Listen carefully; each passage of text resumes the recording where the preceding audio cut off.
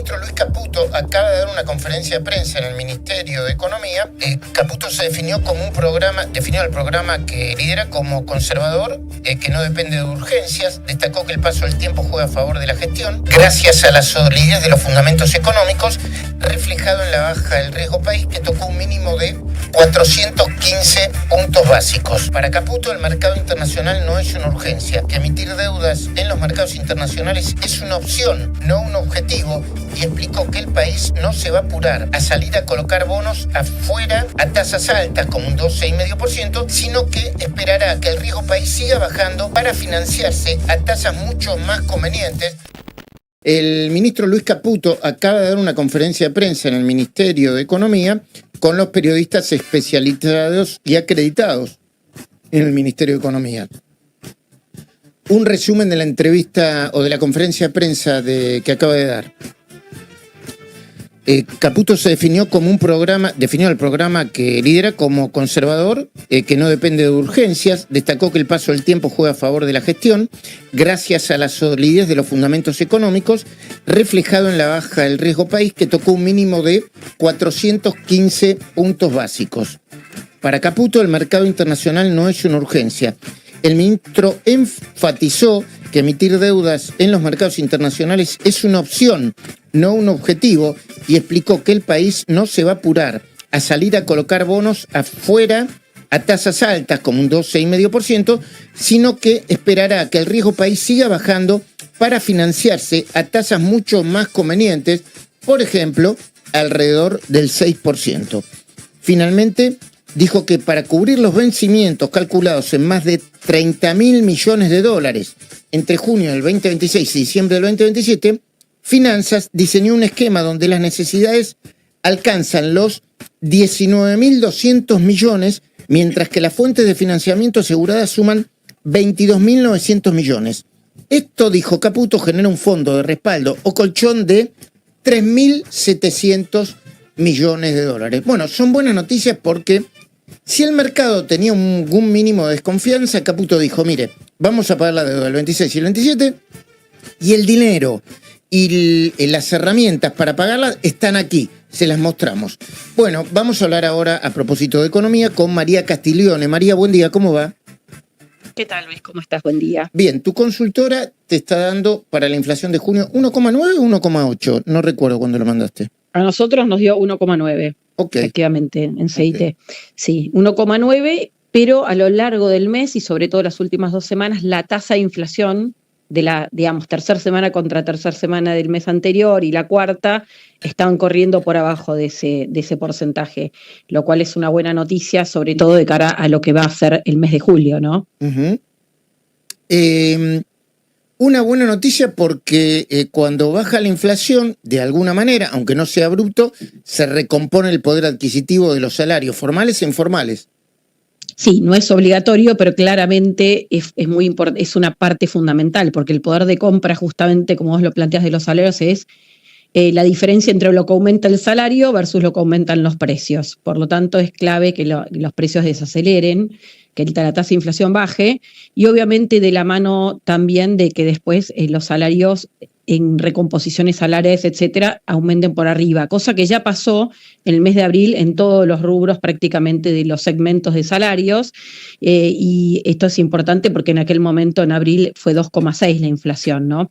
Así que creo que es importantísimo y ya se está empezando a notar este cambio en algunos indicadores de expectativas que habían caído fuerte, ¿no? En la confianza de los consumidores y en los ítems que releva la confianza. Ya se vio 2 meses y sobre todo en junio una recuperación que tiene que ver con eso, ¿no? Con una mejora de la percepción de la gente sobre su situación personal, que es un poco tu pregunta, ¿no? Uh-huh.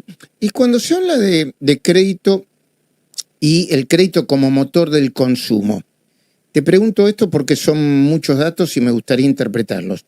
El Banco Nación acaba de lanzar una línea de créditos para repago de las deudas, o sea, un financiamiento para repago de las deudas que es mucho más bajo que la tasa de deuda real que, a ver, bueno, seguramente lo sabrás explicar vos mucho mejor.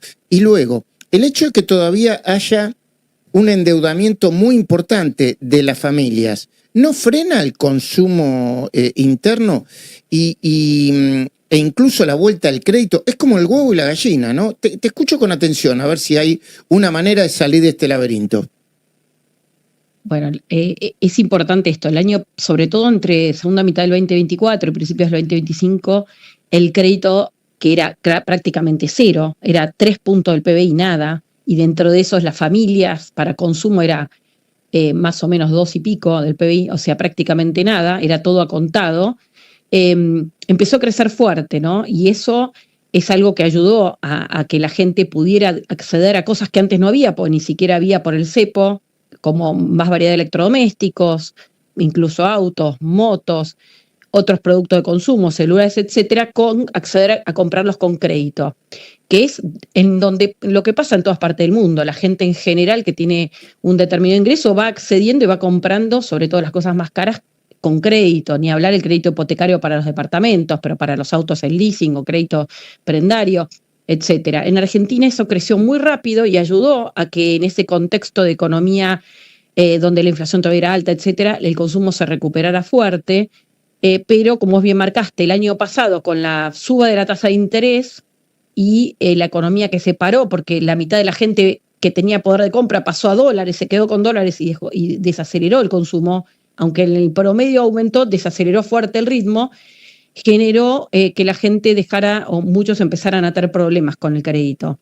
Y acá hay un tema, ¿no? Es el huevo o la gallina. Obviamente que la suba de la tasa de interés impactó porque hay gente que se endeudó a tasas muy altas y como la inflación no te licúa la cuota, entonces se hizo difícil de pagar. Entonces acá hay un proceso que vos bien marcaste que es muy importante, que es que más allá de que las tasas para nuevos préstamos bajaron, hay gente que todavía tiene problemas con el préstamo que tenía ya tomado y que recién ahora está empezando, arrancando por Banco Nación y otros, a reestructurar y ofrecer tasas más bajas y plazos más largos para esa deuda. Esto es muy importante para que la gente que está teniendo problemas pueda arreglar el problema del pasado, porque si no, obviamente no se puede endeudar más, pero además está con una angustia muy grande.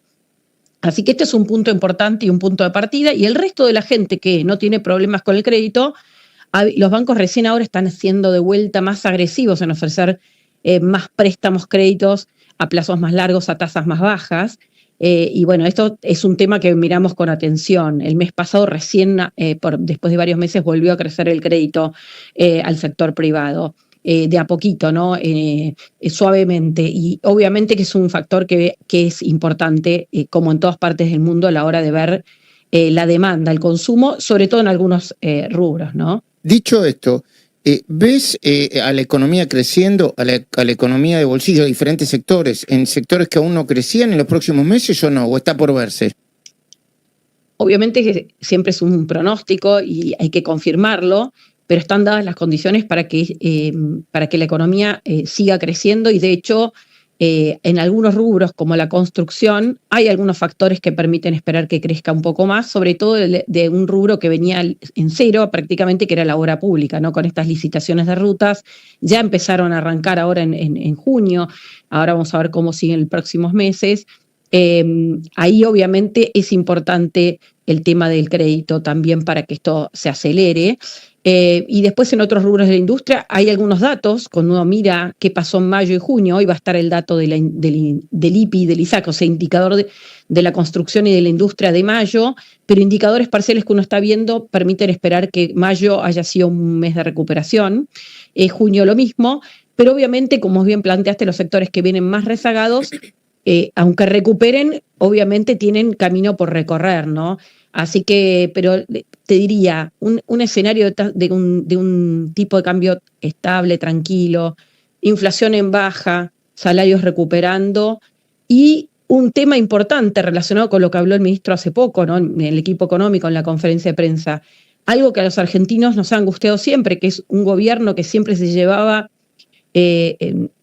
o tenía la angustia sobre el financiamiento, porque siempre tenía déficit fiscal, porque hemos sido defaulteadores seriales, que el gobierno anuncie a hoy, principios de julio, cómo va a hacer para cubrir sus necesidades de financiamiento, que sobre todo es renovar el capital, ¿no? Porque los intereses se pagan con superávit primario, pero hay que comprar algunos de esos dólares, y también es el desafío con las reservas, que el gobierno ya tenga planificado y pueda, digamos, difundir ese esquema, ayuda en un contexto a la volatilidad y a las expectativas. Y eso también es favorable para la actividad. Y te hago una última pregunta, María Castiglione, agradeciéndote. Castiglioni, siempre te cambio la I por la E o la... María Castiglione, agradeciéndote el tiempo. La pregunta es, ¿estás al tanto del proyecto de ley que quiere incorporar el presidente de manera de cambiar la Carta Orgánica del Banco Central para que pura y exclusivamente sea una herramienta para defender el valor de la moneda y que no se use para emitir deuda y poner en el mercado papelitos de colores? Bueno, no sabemos la letra chica del proyecto porque se está trabajando, pero claramente ese primero, que es que el Banco Central, en vez de tener muchos objetivos, tenga uno solo, que sea preservar el valor de la moneda, me parece algo fundamental. Fundamental porque en realidad justamente el pedirle que el Banco Central resuelva todos los problemas, como por ejemplo financie el déficit fiscal, busque con el argumento de buscar el bienestar de la sociedad, la redistribución del ingreso y el desarrollo económico, terminó hundiendo la moneda y afectando justamente a los que menos tienen, ¿no? Con la inflación. Así que me parece que es muy importante. De todas maneras, te agrego algo. La mayor independencia que puede tener un banco central en un país que no tiene buena track record en ese sentido es el compromiso con el equilibrio fiscal, porque esa es la garantía final de que no se va a manotear el Banco Central para financiar el déficit. Creo que la frutilla del postre es después cambiar la Carta Orgánica y en el mediano plazo tal vez meterlo en la Constitución como lo tienen Perú o otros países, ¿no? Pero eso ya te diría que es para el final, más adelante, ¿no? Eso es lo que quiere hacer el presidente, porque lo que quiere hacer además de eso es ponerle penas muy duras a los que utilicen la maquinita de hacer plata para financiar de manera espuria el déficit del Estado. Gracias, María.